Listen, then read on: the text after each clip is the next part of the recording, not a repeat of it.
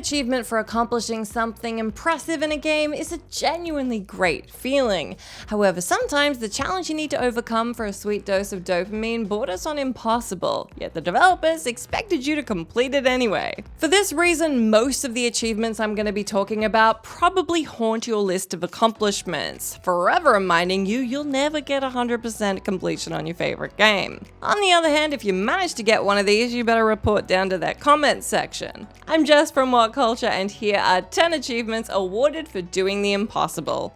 Number 10. Yes, I am the real Gary. Gary's mod. If you ever tried organizing a hangout or social event, you probably know how hard it is to get people to come to one place. Now imagine doing so with a complete stranger with an endless list of random servers inside a 2-decade-old game, and you get Gary's mod's infamous Yes, I am the real Gary achievement. Yes, I am the real Gary is an achievement awarded to those lucky players who've managed to play on the same server as the creator of the game, Gary Newman. When the game had just launched, Gary was making frequent appearances, but it'd still be pretty impressive if you happened to meet the real Gary, so it was even then a rare accomplishment. Nowadays, when his appearances become more and more sporadic, it pretty much borders on impossible. He's basically become a mythical unicorn that appears once in a blue moon to bless the lucky few, and then disappears for another indeterminate amount of time. And like hunting a unicorn, Bigfoot, or any other fantastical creature,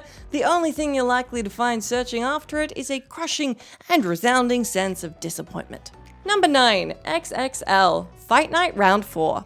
Fight Night Round 4 is a boxing game with a rather in-depth and competitive multiplayer scene, at least at the time of its release. The multiplayer mode, which is now mostly inactive, came with an actual championship fight in which players would compete against each other in order to obtain the title and the belt of the champion of one of the 3 weight divisions. Now that all sounds nice and fun, but the problem is, the game also came with achievements for winning the championship belt. Seeing as there could only be one champion at a time and thousands of players wanted the achievement, you can probably see where we're going with this. Getting the championship title in Fight Night Round 4 was about as possible as getting one in real life. Aside from climbing to the top of the game's rankings just to be able to qualify to fight the champion, you also needed to have that player be available.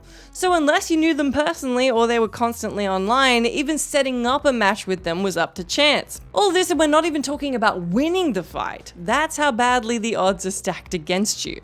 Number 8. Secret DLC Achievements. Hellboy, the Science of Evil.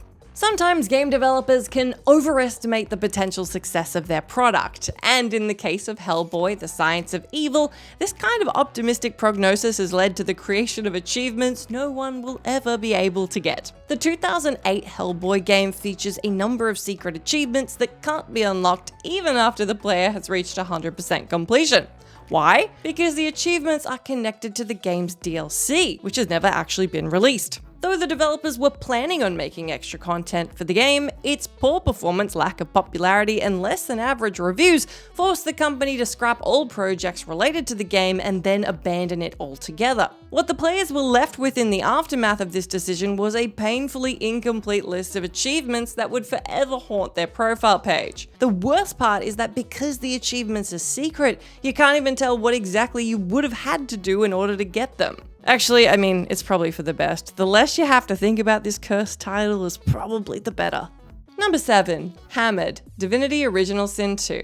One of the toughest enemies the player can encounter in Divinity Original Sin 2 is Dallas the Hammer, a powerful sorceress who is actually an equally powerful necromancer masquerading as her. There's an achievement for defeating this end game level boss right at the start of your journey, and if this sounds impossible to you, that's because it is. Unless you're not above using less than legitimate means to defeat her, of course. The only way to obtain this achievement, Hammered, is to use an exploit during the initial sequence on the ship that allows you to clip your character through a wall. Doing so near the storage room with explosive barrels lets you slip inside before the barrels explode in a cutscene and gives you the opportunity to stash them inside your inventory. From that point, you just need a character who's strong enough to take a bundle and then set them up near Dallas and her guards before she's even able to one-shot your squad in her dragon form.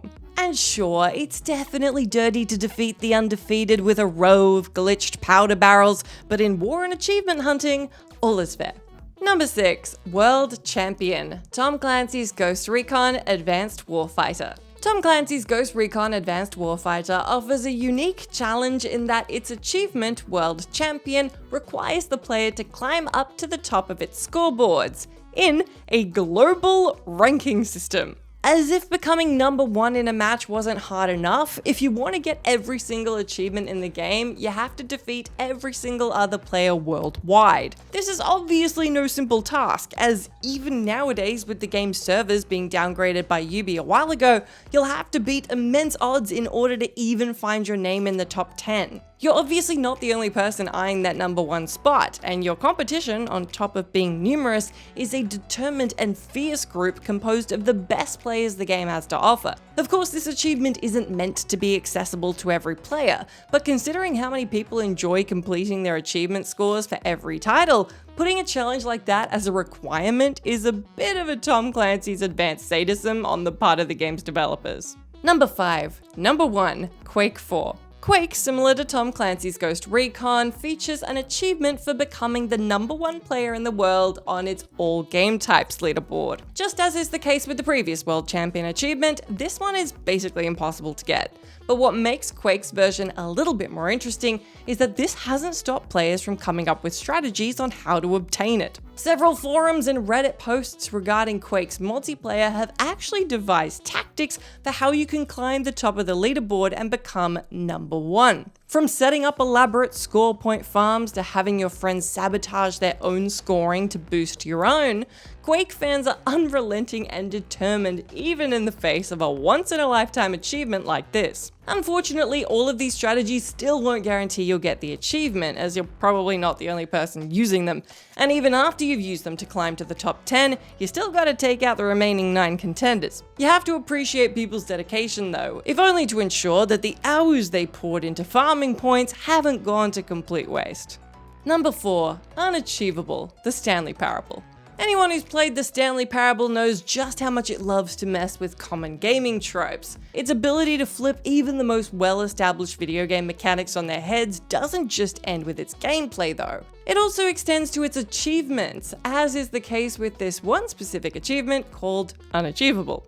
As the name suggests, it's meant to be impossible to get. Even its description in the achievement list says so, as if to mock you for thinking you could ever get 100% completion, just like this was any other normal game. Luckily, the developers weren't cruel enough to completely prevent you from obtaining Unachievable. You just have to cheat by playing with the game's files and altering them so that the achievement automatically unlocks itself the next time you boot the game. Alternatively, you can also perform a sequence of random and impossible to predict actions that fans of the Stanley Parable are still struggling to understand to this day. Leave it to Stanley Parable to mentally torment its players even when they're not playing.